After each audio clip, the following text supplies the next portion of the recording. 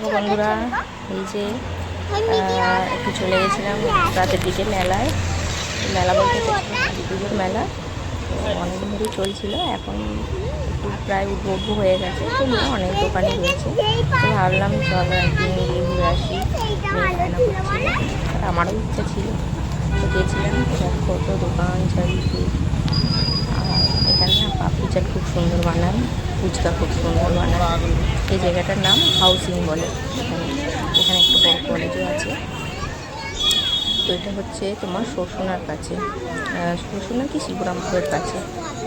তো এটা যারা চেনো তারা চিনবে, যারা চেনো না তারা হয়তো জানবে না, যারা বেহালার দিকের লোক জানবে।